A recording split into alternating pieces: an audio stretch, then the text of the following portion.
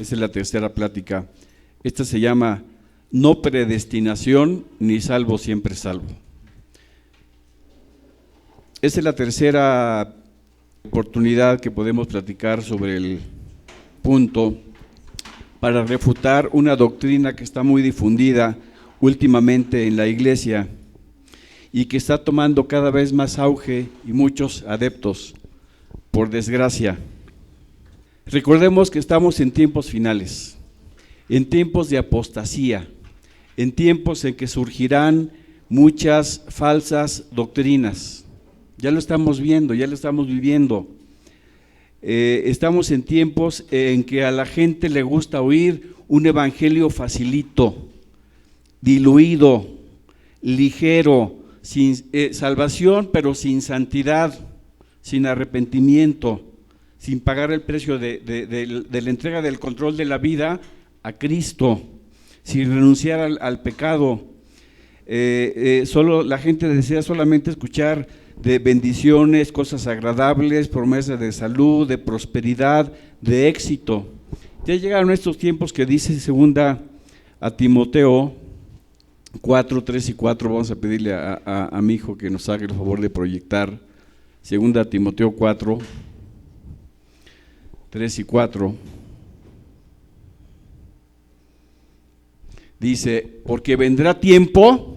¿Cuándo es ese tiempo? Ya, ahora, ya.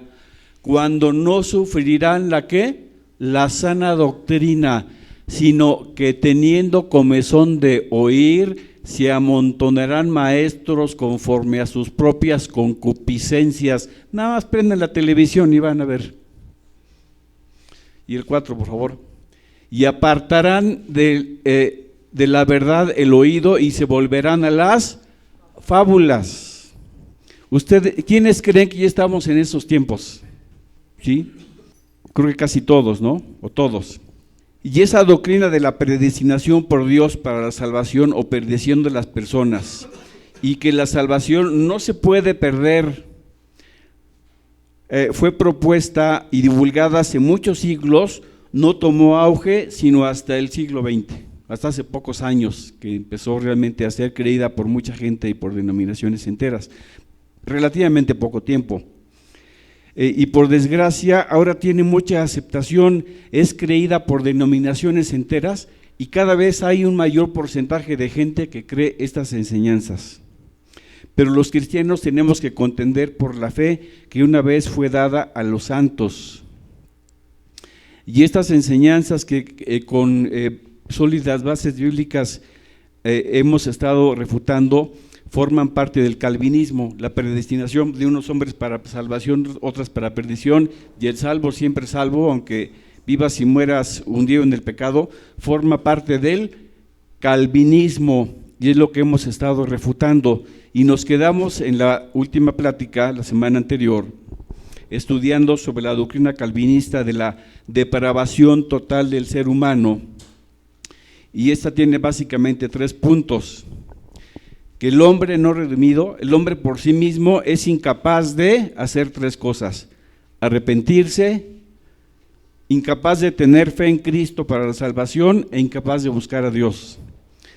Que estas 3 cosas son obra y voluntad exclusiva de Dios en los corazones de los que Él quiere y solamente de los que Él ha predestinado para la salvación. Que si Dios no te capacita para arrepentirte, que si Dios no quiere que te arrepientas, no te puedes arrepentir. Si no te capacita para tener fe salvífica, no puedes tener fe salvífica. Si no te capacita para que lo busques, no lo puedes buscar. Esa es doctrina calvinista de la depravación total, que el hombre es incapaz de hacer total cualquier cosa. ¿Se acuerdan? La semana pasada vimos por qué, porque está muerto. Y un muerto dicen no puede hacer nada. Bueno, si estamos muertos, entonces ¿por qué un muerto sí puede pecar? Ya vimos, es muerte espiritual separado de Dios, pero conservamos la existencia, conservamos voluntad, capacidad para decidir, para pensar, para actuar. Eso lo vimos con detalle, no vamos a profundizar. De manera que Dios te tiene que capacitar para esas 3 cosas, y si no te capacita es porque eres de los destinados por Él para irte al infierno. ¿No?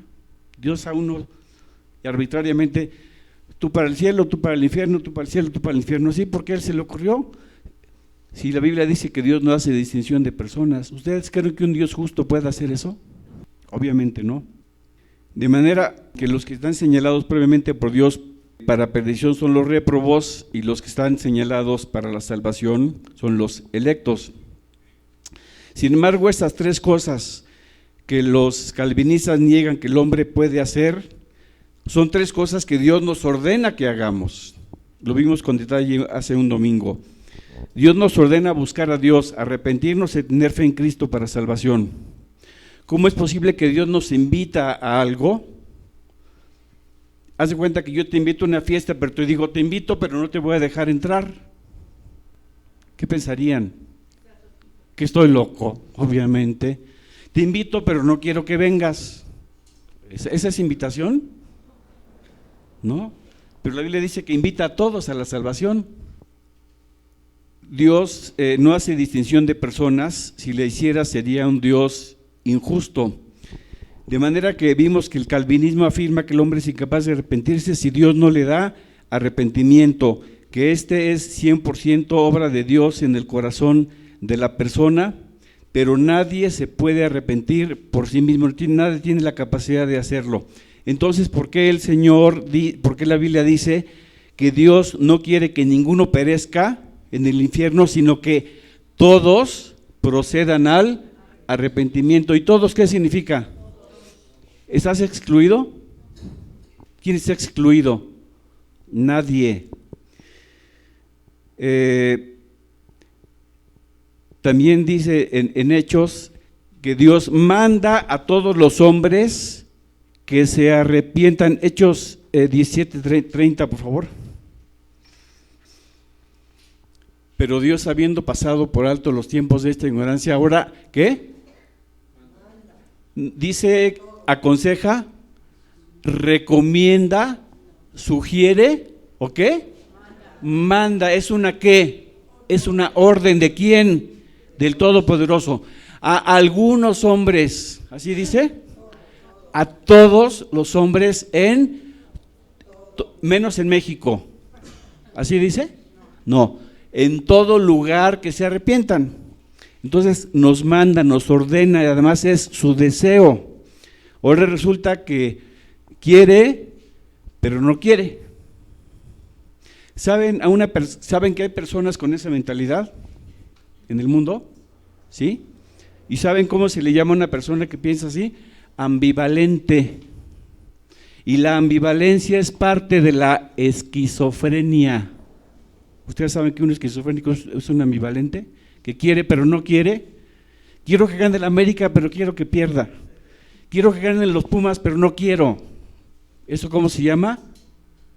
Ambivalencia. O sea que Dios quiere que todos se arrepientan, pero quiere que unos no se arrepientan. El Dios de los calvinistas es un Dios ambivalente y no es el Dios en el que yo creo, hermanos. Mi Dios es un Dios sensato, cuerdo, justo y que no hace distinción de personas. Bien, Dios quiere que todos se arrepientan, pero los calvinistas dicen que sí, pero que no quiere. En fin, según ellos es un Dios contradictorio e injusto. También dicen que el hombre es incapaz por sí mismo de buscar a Dios, que si Dios no nos busca, nosotros no podemos buscarlo. Vimos el domingo pasado muchos pasajes que dice Dios, búsquenme, buscadme y viviréis, para que busquen a Dios. Me buscaréis y me hallaréis, porque me buscaréis de todo vuestro corazón. Como dice, no lo pongas, Jeremías 29:13. También leímos Isaías 55:6, buscad a Dios mientras pueda ser hallado. Acercaos a Dios y Él se acercará a vosotros. Eso dice la palabra. ¿Quién busca a quién? Los calvinistas dicen, si Dios no te busca, tú no lo puedes buscar. Es una cosa, y los arminianos, que es lo contrario, dicen, no, el hombre toma 100% la iniciativa. ¿Quién busca a quién? Es una cosa recíproca. Vimos lo que dice, y además, el que busca encuentra, dice Cristo, buscad y hallaréis, llamad y se os abrirá. Todo aquel que busca, encuentra. ¿Algunos? Todos. ¿Palabra de quién? De Jesucristo. Después lo buscan en Lucas 11, 9 y 10. Entonces, ¿quién busca a quién? Vimos que es una cosa recíproca. Lucas 19 y 10, el Señor Jesucristo dice: porque el Hijo del Hombre vino ¿a qué? A buscar y a salvar lo que se había perdido. ¿Quiénes nos habíamos perdido? Absolutamente todos. Entonces, ¿a quién viene a buscar? A todos. Y Dios dice: si me buscas, me encuentras. Pero según los calvinistas, Dios a unos se le esconde. ¿Qué Dios juega a las escondidas? No. El que lo busca, lo encuentra. Él lo busca a todos, pero permite a nosotros tomar la iniciativa de responder a ese llamado, de buscarlo o rechazarlo. Recuerdo lo que les dije, ya no lo busques, acercaos a Dios y Él se acercará a vosotros. Está en Santiago 4:8, no se los había dicho. Vamos a ver la parábola de Lucas 14, 15 a 24, por favor. Lucas 14, 15 a 24. La semana pasada vimos un pasaje paralelo. Este es: oyendo uno de los que estaban sentados con él a la mesa, le dijo: bienaventurado el que coma pan en el reino de Dios. Entonces Jesús le dijo: un hombre hizo una gran cena y convidó a muchos.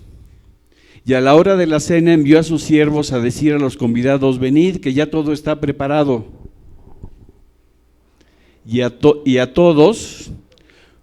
todos a una comenzaron a excusarse. El primero dije: he comprado una hacienda y necesito ir a verla, te ruego que me excuses. Otro dijo: he comprado 5 yuntas de bueyes y voy a probarlos, te ruego que me excuses. Otro dijo: acabo de casarme y por lo tanto no puedo ir. ¿Qué empezaron a hacer todos? ¿A buscar qué? Pretextos, excusas.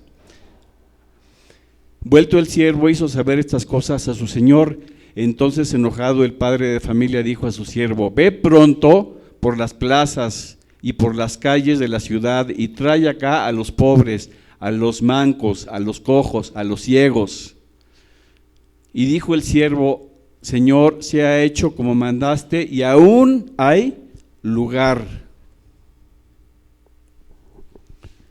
Dijo el Señor a su siervo: ve por los caminos y por los vallados y fuérzalos a entrar para que se llene mi casa. Dice Dios: hay lugar para todo el que quiera venir, yo no le voy a negar la entrada. Si mi deseo es que se llene, que vengan todos. ¿Y el cielo tiene un límite? No. El domingo pasado dijimos: no hay ningún letrero afuera en la puerta del cielo que diga cupo limitado. ¿O sí? Pues no. Para que se llene mi casa. Porque os digo que ninguno de aquellos hombres que fueron convidados gustará mi cena. Dios respetó el que no quiso ir, bueno, pues no fue y ya. Ya. Entonces, Dios invita, ¿y quién va? El que quiere. Todos estamos invitados, pero muchos buscan pretextos para no acudir.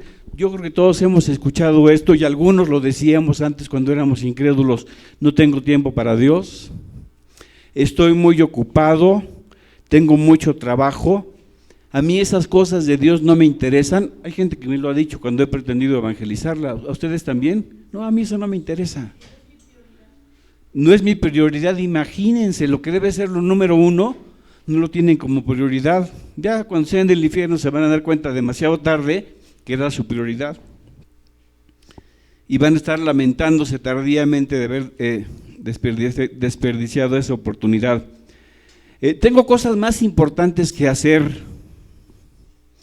Yo me acuerdo cuando mi hermana Yolanda, la mayor, la primera que se convirtió a Cristo, me decía: yo era un incrédulo, pecadorzote, andaba en el mundo, bien perdido, como todos, sin Cristo, ¿no?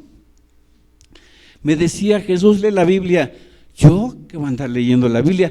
Yo tengo cosas más importantes que leer, yo tengo cosas interesantes que leer, ¿qué voy a andar yo leyendo la Biblia?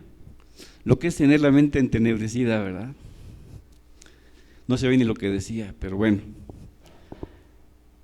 Otros no acuden a la invitación que nos hace Cristo, ¿saben por qué? Porque prefieren el llamamiento de las diversiones, el mundo, los placeres, el dinero, o una cosa muy importante, la religión heredada de papi y mami, que es una atadura muy fuerte.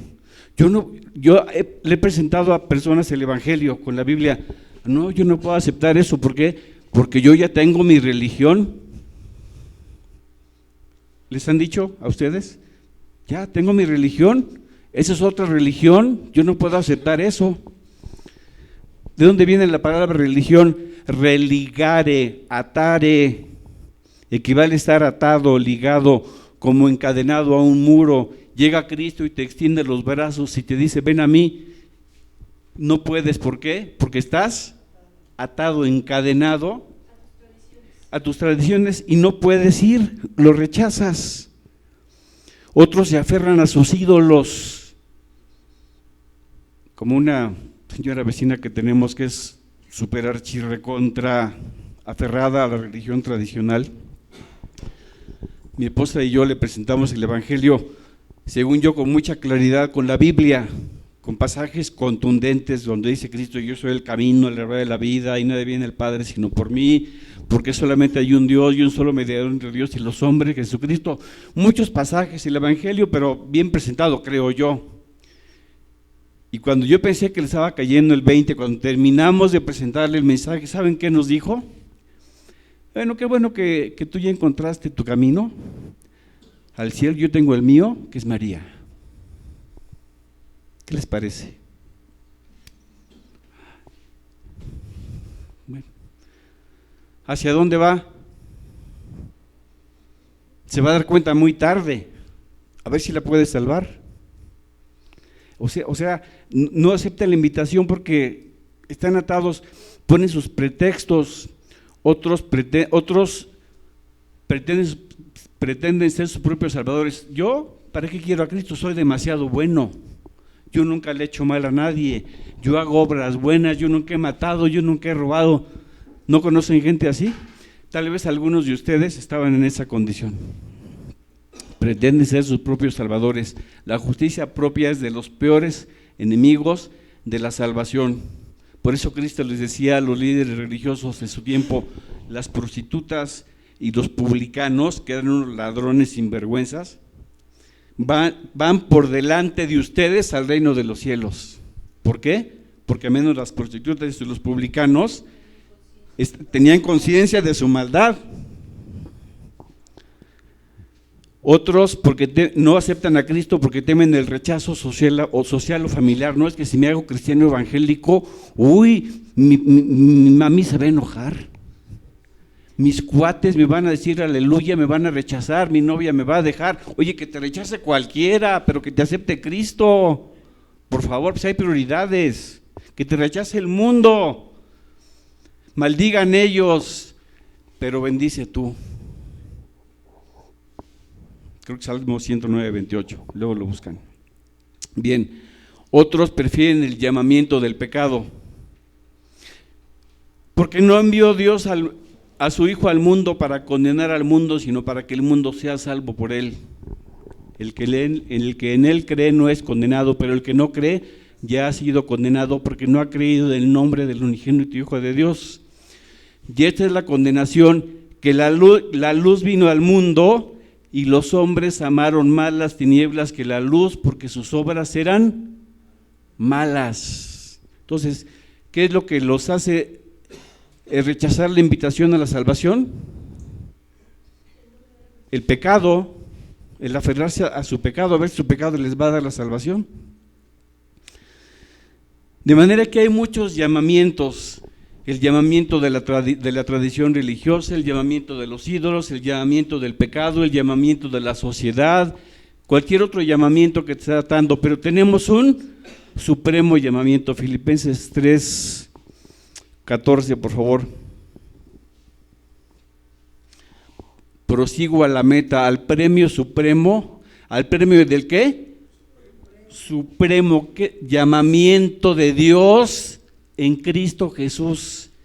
¿Qué significa supremo? El máximo, que no hay más alto, ¿verdad? ¿De quién es el llamamiento? De Dios. ¿Quién está por encima de Dios? Entonces, si Dios te está llamando, olvídate de cualquier otro llamamiento, de los ídolos, de la religión tradicional, del pecado, de cualquier otro. Rechaza cualquier otro llamamiento menos el de Dios. Ningún otro tendrá repercusión eterna. Solamente rechazar el llamamiento que te da el Señor. Es lo único que te manda al infierno. El único llamamiento que rechaza que te manda al infierno. Si lo hacemos, nos vamos a arrepentir por la eternidad, pero ya será muy tarde. Hay otro argumento que presentan los calvinistas para afirmar que el hombre que quiere salvarse no puede hacerlo si Dios no se lo permite. Y está en Lucas 13, 22 a 24. Estuve viendo predicaciones de calvinistas para empaparme de su doctrina y poder predicarles a ustedes con más conocimiento de causa, ¿no? Pasaba Jesús por ciudades y aldeas enseñando y encaminándose a Jerusalén. Y alguien le dijo: Señor, ¿son pocos los que se salvan? Y él les dijo: esforzaos a entrar por la puerta angosta, porque os digo que muchos procurarán entrar y no podrán. Y hasta ahí llegan, ¿ya ven? Muchos van a querer salvarse y no van a poder, porque no es voluntad del humano, sino que es voluntad y predeterminación de Dios. Ya ven, ahí está muy claramente, ahí se ve la predestinación. Eso te dicen. Lo que pasa es que nada más te está narrando el primer tiempo del partido. Y así no sabemos cuál fue el resultado final.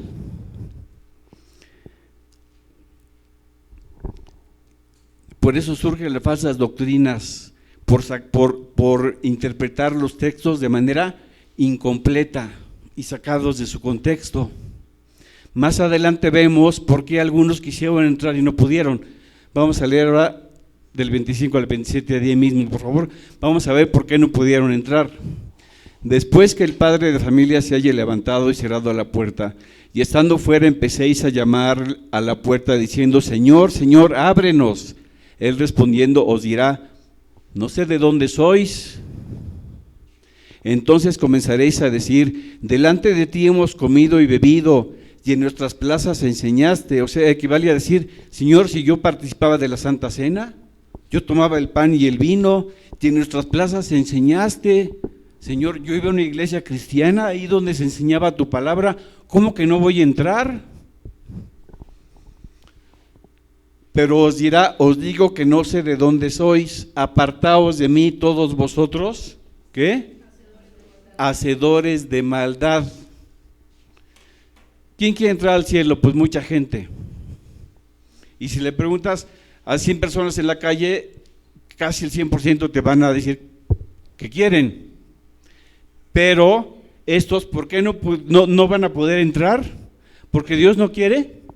¿Dios se los va a impedir? ¿Qué se los va a impedir? Su propia maldad. Muchos procurarán entrar y no podrán. ¿Por qué? Porque prefirieron la maldad. Tienes que decidirte entre la salvación o tu vida pecaminosa. ¿Tú ya te decidiste? Y hay incompatibilidad entre las dos. ¿Es una o es la otra? ¿De acuerdo, hermanos? Pero fíjense bien, si volvemos a Lucas 13, 22, ellos mismos caen en su propia trampa, los calvinistas. Pasaba Jesús por ciudades y aldeas enseñando y encaminándose a Jerusalén. Y alguien le dijo: Señor, son pocos los que salvan. Y él les dijo: aquí viene la clave de todo: esforzaos a entrar por la puerta angosta.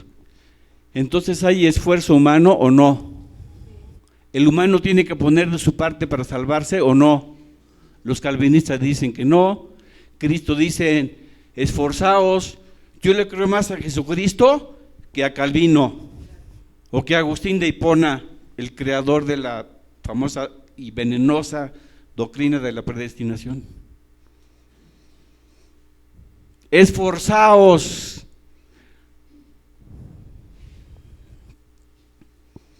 Bien, vamos a continuar. Entonces los calvinistas dicen que no podemos ni debemos poner parte de nuestra parte, entonces no podemos poner nada de nuestra parte. Entonces, ¿por qué Cristo dice que nos esforcemos? Y ese esfuerzo significa vivir en santidad. Otro punto que dicen los calvinistas es de la gracia irresistible, la I del famoso tulip, la irresistible gracia, que si Dios te da su gracia para que te salves, no puedes hacer absolutamente nada para evitarlo y vas a ser salvo porque vas a ser salvo y punto, porque Él te da la gracia. Vamos a ver si es cierto.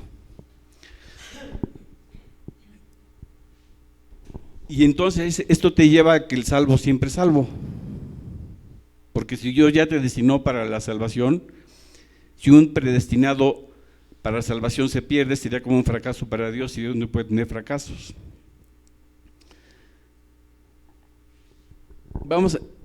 Entonces, todos los que reciben la gracia de Dios se salvan.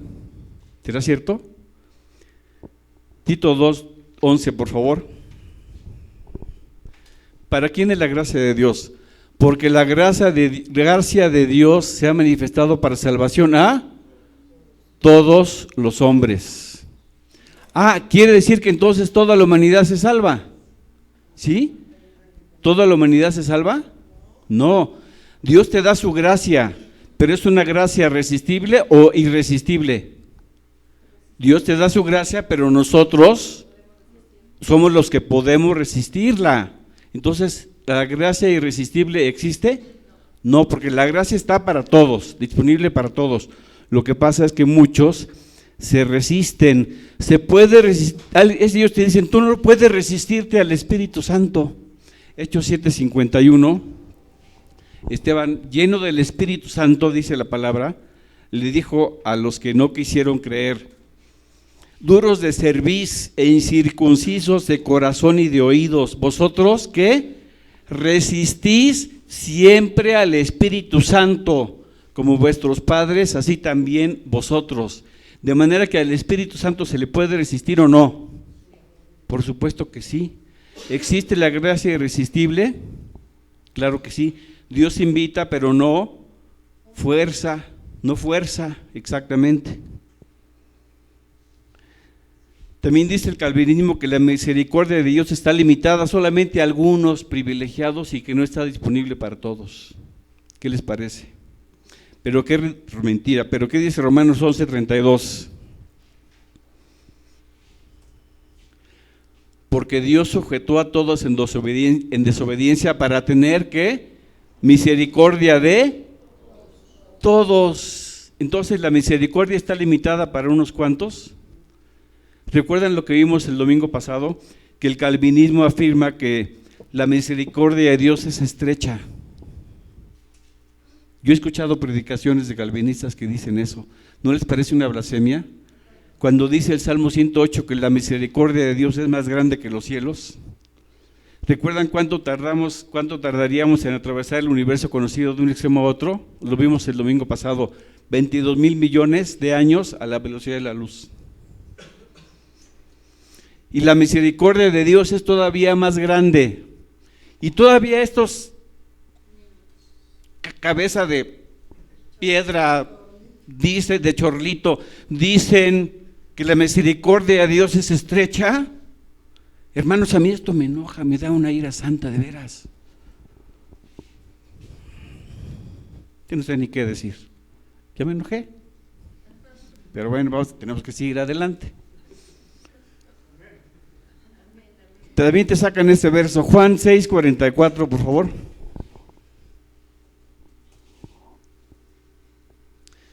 Fíjense bien. Eso te dicen los que defienden la predestinación, palabras de Cristo. Ninguno puede venir a mí si el Padre que me envió no me lo trajere, y yo le resucitaré en el día postrero. ¿Ya ven? Si Dios no quiere, tú no te salvas, porque mi Padre es el que te guía a mí. Entonces, si eres de los predestinados, de los electos, pues ya la hiciste, y si no, si Dios no quiere, pues te pierdes. A ver, pero vamos a ver el segundo tiempo del partido. Es que como calentar la tortilla nomás de un lado, ¿no? Vamos a dar la vuelta a ver qué dice. Juan 5:40, palabras de Cristo también. Bueno, desde el 39, por favor. Cuando dice Cristo, escudriñad las Escrituras, porque a vosotros os parece que en ellas tenéis la vida eterna, y ellas son las que dan testimonio de mí. Y no queréis venir a mí para que tengáis, ¿qué? Vida. Entonces, ¿quién es el que se resiste? ¿Quién es el que no quiere? Nosotros. Entonces, por un lado, Cristo dice, el Padre es el que nadie puede venir a mí si el Padre no lo trae. Y también dice, ustedes no quieren venir a mí. ¿Cómo conciliamos esto? Es trabajo de los dos. Es como el padre de familia que invita a la cena a su casa. Yo digo, me llega la invitación, yo digo, yo sí quiero ir, pero no sé llegar. Entonces llega el Espíritu Santo y dice, tú que aceptaste, yo te voy a guiar, te voy a llevar a la casa del Padre que organiza la fiesta. ¿Se entiende el ejemplo? ¿Sí? Tú aceptas, y como tú aceptaste, el Espíritu Santo es el que te guía. Esto ya quedó claro, ¿verdad? Te enseña el camino. Hermanos, si la predestinación de Dios para la salvación de los humanos y perdición de otros es verdad, entonces es en vano que prediquemos el Evangelio. ¿No? ¿Para qué lo predicamos? También es vano que intercedamos en oración por la salvación de las personas. ¿Por qué? Porque si ya están predestinadas para la salvación, por mucho que les prediques, por mucho que ores, si se van a salvar, se van a salvar, si se van a perder, se van a perder. Dice la Escritura que agradó a Dios salvar a los creyentes por la locura de la predicación. Lo buscan en 1 Corintios 1:21. Cristo dijo, id y predicad el evangelio a toda criatura, y dijo que el que creyere sería salvo, pero tienen que oír. Si la predestinación fuera verdad, Jesucristo hubiera dicho, no prediquen, será en vano, ya mi Padre ha seleccionado de antemano quiénes se salvarán y quiénes se condenarán, se perderán. No prediquen, no es necesario, no pierdan su tiempo, dedíquense a otra cosa. Esto yo se lo planteé, le dije a un pastor presbiteriano que conocí. Le dije, mira, si la predestinación en la que tú crees, porque los presbiterianos son calvinistas, igual que los bautistas y otras denominaciones enteras, si la predestinación es verdad, no le vuelvo a predicar a nadie. Me dijo, ¿por qué? No tiene sentido. Está predestinado, le puedo predicar 30, 40 años. Si está predestinado para la perdición, se va a perder. Y está predestinado para la salvación, ¿para qué le predico? Está predestinado. ¿Saben qué me dijo? Nada, no tuvo respuesta. ¿Ni la tendrá? No hay respuesta. No hay respuesta a algo tan incongruente. No tuvo argumentos. Y es un pastor de seminario presbiteriano. No sé cuántos años estudió. Y no supo qué decirme. Si la predestinación divina fuera verdad, sería también vana, repito, la intercesión, la oración de intercesión para que la gente se salve. Entonces el apóstol Pablo se equivocó en Romanos 10:1, porque él oraba por la salvación de los judíos. ¿Para qué oraba? Ya no estaban predestinados para salvarse y otros para perderse. Hermanos, ciertamente el anhelo de mi corazón y mi oración a Dios es por Israel, es para salvación. ¿Oraba Pablo? ¿Para qué? Para salvación. Entonces, si una persona está destinada para la perdición, podemos orar 50 años y ¿de qué va a servir? Para nada. Entonces ya no ores por nadie, porque Dios ya determinó su destino eterno. Y no lo va a cambiar por más que ores.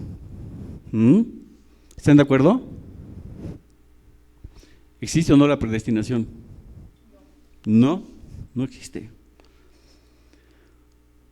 Entonces, ¿por qué el apóstol Pablo oraba para la salvación de los judíos? ¿Saben por qué?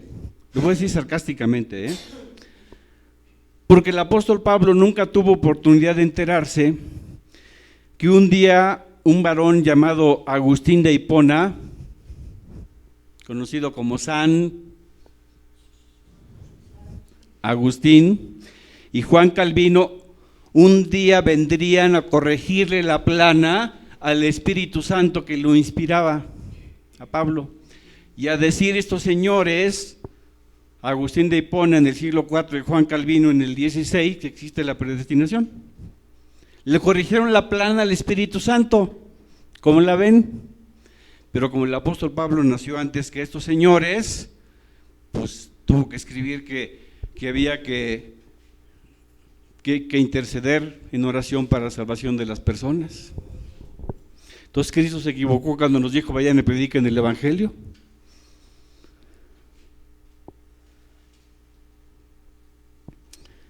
Bien, el apóstol Pablo tampoco se enteró que Agustín de Hipona, 4 siglos después, le iba a modificar, a adulterar su epístola a los romanos. Ya se los platiqué con detalle, no vamos si quieren después compren el disco que mi esposa grabó, o ya después tendrán la oportunidad de escucharlo en internet.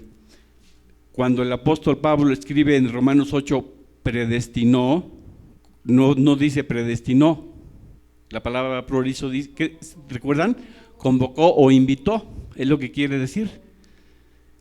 Pero Agustín de Hipona, como era un gran creyente en la filosofía platónica, Platón era un ferviente creyente de la predestinación, creyó en la predestinación y luego influyó en Jerónimo, que tradujo la Biblia, la Vulgata, y donde encuentra prorizo, que es convocó para salvación, le puso predestinó, y de ahí todos los traductores le pusieron predestinó. Pero el apóstol Pablo no se enteró de que su Biblia iba a ser adulterada posteriormente. Por eso el apóstol Pablo jamás creyó en la predestinación. Bien, no nos vamos a extender en esto. 1 Timoteo 2:4 dice que Dios quiere que todos los hombres sean salvos. Dice, desde el 3 entonces, por favor. Gracias. Porque esto es bueno y agradable delante de Dios nuestro Salvador, el cual quiere que todos los hombres sean salvos y vengan al conocimiento de la verdad. ¿Quiere que algunos sean salvos y otros perdidos? ¿Quiere que cuántos sean salvos? Todos. Todos. Pero hay que diferenciar entre la voluntad perfecta de Dios y la voluntad, ¿qué? Permisiva. ¿De acuerdo, hermanos? Dios quiere una cosa, pero nos permite a nosotros elegir en algunas cosas. Lo que se diferencia entre la voluntad perfecta y la voluntad permisiva. Mateo 23:37, por favor.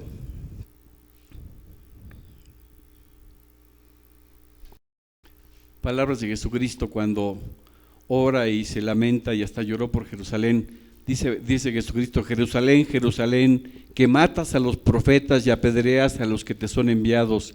¿Cuántas veces quise juntar a tus hijos como la gallina junta a sus polluelos debajo de sus alas? ¿Y qué? Y no quisiste. Fíjense, ¿qué dice Cristo? ¿Cuántas veces quise? ¿Él es Dios? Él es Dios y quería algo, era su voluntad que perfecta, pero el pueblo no quiso. Entonces Dios respeta la decisión individual de la persona, respetó la decisión aunque le dolió profundamente.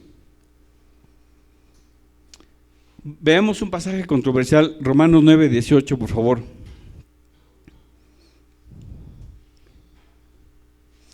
De manera que de quien quiere tiene misericordia y al que quiere endurecer, endurece. ¿A quién endurece Dios? Al que vimos la semana pasada, al que primero se endurece a sí mismo. Por eso dice la palabra, si escuchas hoy su voz, no endurezcas tu corazón. Veamos por último la última doctrina del calvinismo, el famoso y tan dañino, una vez salvo, siempre salvo. Aunque se regrese al pecado y se muera la persona sin volverse de nuevo a Dios, tiene asegurada la salvación, aunque viva y muera revolcado en el pecado. ¿Quién ha escuchado esa doctrina? ¿Quién conoce gente que la cree? Yo conozco mucha gente que lo cree. Esta es una doctrina muy peligrosa porque hay personas que no fueron creyentes, en algún momento se apartaron de Cristo y viven en pecado y ya no se quieren arrepentir porque dicen, una vez salvo, soy salvo para siempre, independientemente de cómo viva. Esto no tiene respaldo bíblico, hermanos. Hebreos 2:3 dice, ¿cómo escaparemos nosotros si descuidamos una salvación tan grande, la cual habiendo sido anunciada primeramente por el Señor, no fue confirmada por los que oyeron? ¿Cómo escaparemos de qué? De la condenación, ¿sí qué? Si descuidamos una salvación tan grande. La salvación, dice la Biblia, hay que cuidarla, ocuparse de ella con temor y temblor. Después la buscan en Filipenses 2:12. ¿Tienes algo más valioso que la salvación? ¿No? Tal vez el dinero, las diversiones, los placeres, tu casa, los viajes, las amistades, la novia, ¿no? Nada. Es lo más, una cosa mientras más vale, más la cuidas. Imagínate que tienes te regalan una pluma Mont Blanc que cuesta 9,000 pesos, pero tienes una Bic que cuesta 8 pesos. ¿Cuál cuidas más? La Mont Blanc. ¿Por qué? Porque es más valiosa, ¿no? Entonces la salvación, ¿qué es lo más valioso que puedes tener? ¿Qué tienes que hacer con ella? Cuidarla, pero como el tesoro más grande que puede haber, con pinzas. A ver, ¿a quién cuidas mejor? ¿A quién cuidas más? ¿A tu bebé o al gatito de la casa? ¿El bebé por qué? Pues porque es más valioso, ¿no? Es obvio. Entonces, ¿cómo debemos cuidar nuestra salvación? Con santidad. Es así como se cuida, con santidad. Es que yo la cuido porque estoy yendo a la iglesia, qué bueno. Pero vives en pecado, no estás cuidando nada. Es que yo oro y yo ayuno y yo voy a la iglesia, yo hago esto, sí, pero vives en santidad, fariseo contemporáneo. Y ya, nada más, ¿sí o no? Sí, religioso, pero sin santidad nadie verá al Señor. Hermanos, hay personas que cuidan mucho la sanidad de su cuerpo, ¿verdad? ¿Sí? Y hacen bien. Hay personas que se sacrifican, les encanta la carne roja, pero como tienen problemas con el ácido úrico o como tienen problemas con el colesterol, ¿qué hacen? Pues se abstienen de algo que les gusta mucho porque están cuidando su cuerpo. Les gusta comer con sal, pero se abstienen de la sal porque tienen problemas con la presión arterial. Les gustan las carnitas, pero tienen problemas con los triglicéridos, pues no las comen. y hacen ejercicio y se cuidan y hasta se sacrifican por cuidar ¿qué? Su salud. Y está bien, les encanta el picante, pero no lo comen porque tienen reflujo, porque tienen gastritis, lo que sea, pues se cuidan, está bien. Se abstienen de carbohidratos porque tienen la glucosa alta o porque son prediabéticos o son diabéticos y hacen sacrificios muy grandes, pero se aguantan y no comen lo que no tienen que comer. Y les da flojera el ejercicio, pero lo hacen y se esfuerzan porque cuidan su cuerpo. Qué bueno, síganlo haciendo. Pero si con ese cuidado, si con esa atención, así como cuidan su cuerpo, cuidaran su alma y su salvación.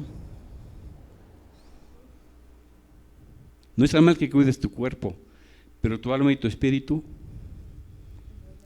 Hermanos, recuerden que tenemos, dice la Biblia, un cuerpo, como dice 1 Corintios 15, animal. Si hubiera existido el término, yo creo que el apóstol Pablo hubiera usado el término un cuerpo biológico y un cuerpo espiritual, ¿no? ¿Qué es más importante? ¿Qué es más importante, el diamante de millones de dólares o el estuche que lo contiene? El diamante. ¿Tu cuerpo qué es? El estuche. ¿Tu alma y espíritu qué son? El diamante. El que pasará la eternidad en el cielo o en el infierno. Entonces, ¿por qué a veces ponemos tanto empeño en cuidar el cuerpo y en mantenerlo limpio y en mantenerlo bien presentado y en mantenerlo sano y en tomar las medicinas y lo que sea y comer saludablemente y hacer ejercicio? Le ponemos tanto empeño al estuche y descuidamos el diamante. Entonces, no está mal cuidar el cuerpo, pero debemos más cuidar el alma y el espíritu. Por eso Cristo dice, y no temáis a los que matan el cuerpo, mas al alma no pueden matar. Más bien temed a aquel que tiene poder para echar el alma y el cuerpo en el infierno.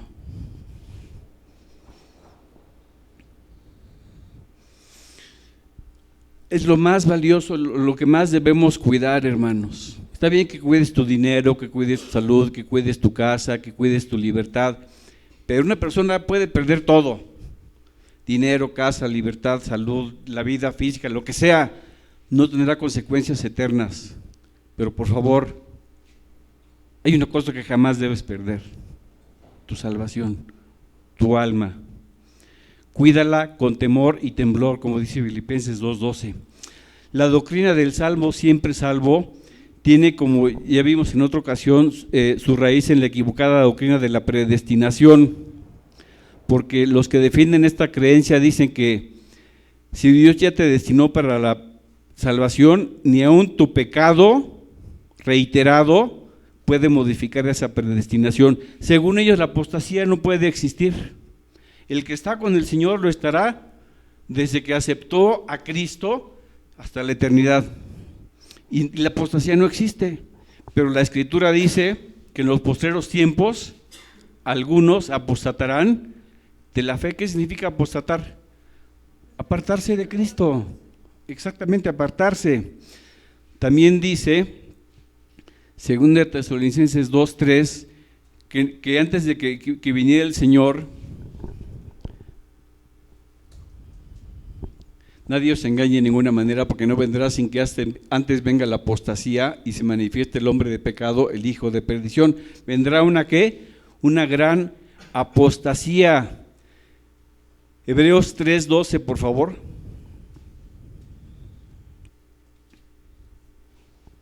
Mirad, hermanos, que no haya en ninguno de vosotros corazón malo de incredulidad, ¿para qué?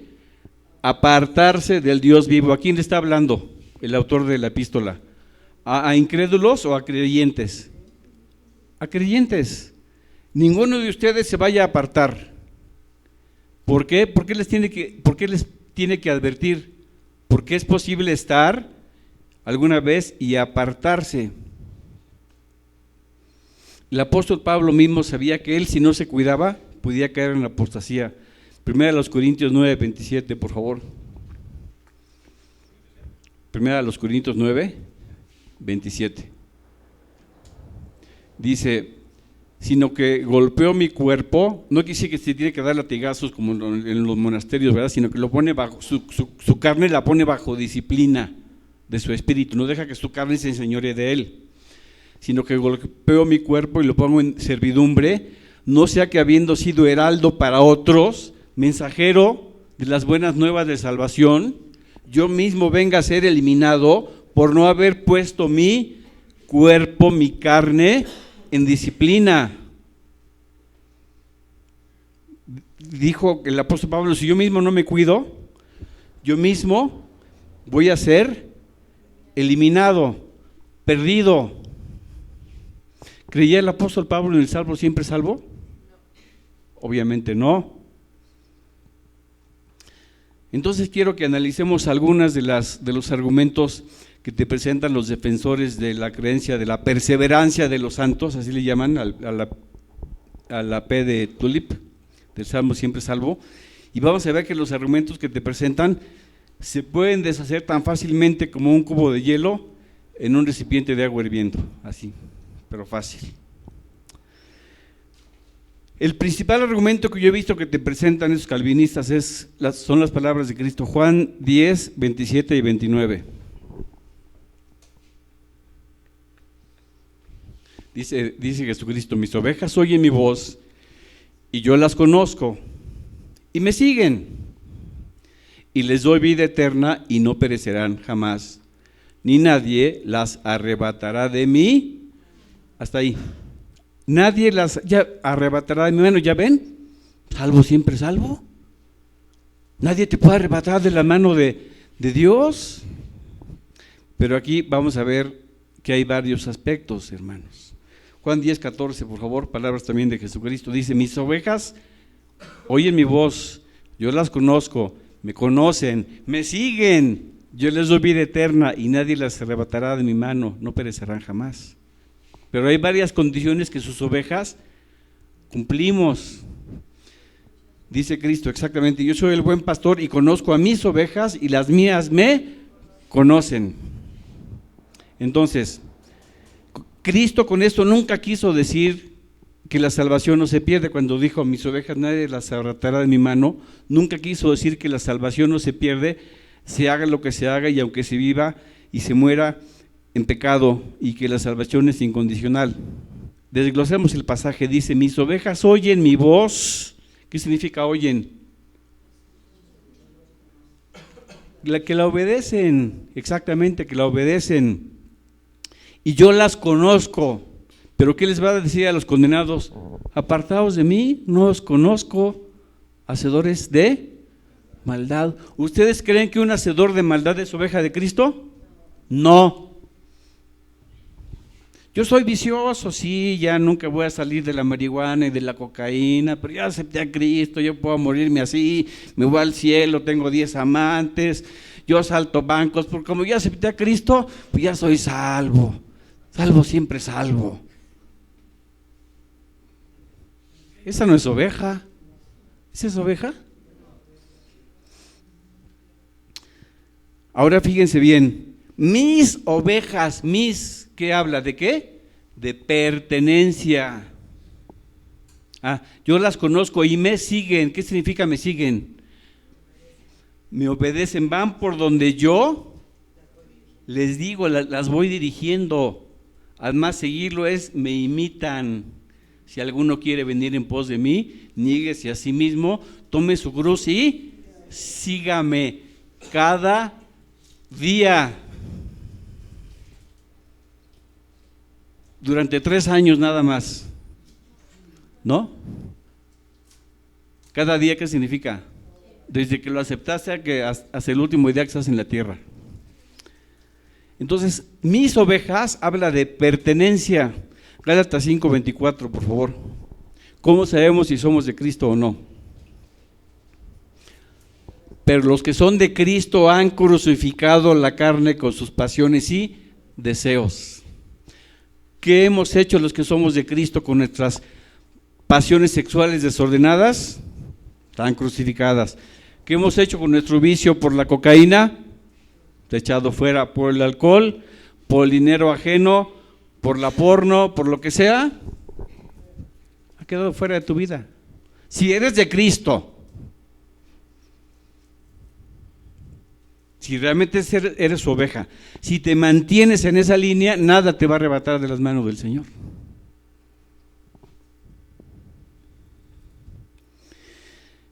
¿El que vive practicando las obras de la carne es propiedad de Cristo? ¿Es oveja o es cabrito? Es cabrito. Mientras seas oveja, nadie te va a arrebatar de las manos del Señor. Dice la Biblia que los que practican las obras de la carne no heredarán el reino de Dios. Pero hay quien se atreve a decir que puede haber salvación sin señorío. Cristo puede ser tu Salvador sin ser tu Señor. ¿Saben que yo lo he escuchado? Y lo he leído. Y una vez tuve que quemar un libro que decía eso. De ver lo que me dio un supuesto cristiano muy reconocido, no voy a decir el nombre, es estadounidense. La famosa doctrina de la salvación sin señorío. Cristo nunca va a salvar a nadie de quien no se pueda enseñorear de él. Mis ovejas oyen mi voz y dicen, la voz del extraño no oirán. Y aquí con eso vamos a terminar, porque no conocen la voz de los extraños. Eso dice Cristo, ¿verdad? También en Juan 10.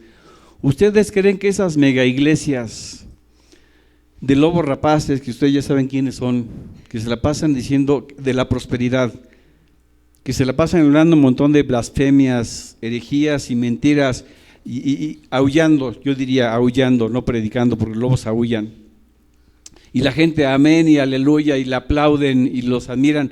¿Ustedes creen que puedan ser verdaderas ovejas? No, dice Cristo, las ovejas oyen mi voz, pero la voz del extraño no oirán, sino que huirán de él, porque no conocen la voz de los extraños.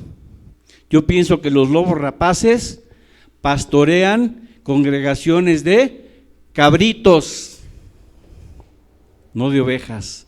Cuando una verdadera oveja oye una de esas blasfemias, de esos televangelistas famosos, ¿saben qué? ¿Saben qué hace? Se va corriendo a una iglesia de sana doctrina. No sé cómo le pueden todos decir aleluya y amén y aplaudir y gloria al Señor ante esas tonterías. Nomás prendan la televisión o métanse a internet a ver a algunos predicadores. Le festejan sus blasfemias. Así que yo conozco a mis ovejas. Conoce el Señor a los que son suyos, y apártese de iniquidad todo aquel que invoca el nombre del Señor Jesucristo. Yo creo que le dejamos hasta aquí y vamos a seguir viendo argumentos que te ponen los que te dicen la salvación no se pierde, para que veamos cuán fácilmente se pueden deshacer. Dice Cristo, mis ovejas me conocen, ¿verdad? La Biblia dice, el que dice yo le conozco y no guarda sus mandamientos, es un mentiroso. Leemos por último, bueno ya no, nada más está en 1 de Juan 2:4. El que dice yo le conozco, o sea soy su oveja, y no guarda sus mandamientos, el tal es un mentiroso y la verdad no está en él. Entonces en el día del juicio oirá que el Señor le dice, aléjate de mí, maldito, al fuego eterno preparado para el diablo y sus ángeles. Vamos a dejarlos aquí y continuamos otro día, hermanos. Vamos a ponernos de pie. Gracias, Señor, por tu palabra. Sabemos que es verdad. Y nos duele, Señor, que haya proliferado tanta mentira dentro de las congregaciones y algunas que se hacen llamar cristianas, Señor. Sabemos quién es el padre de la mentira y sabemos que como le queda poco tiempo se está moviendo muy activamente, Señor.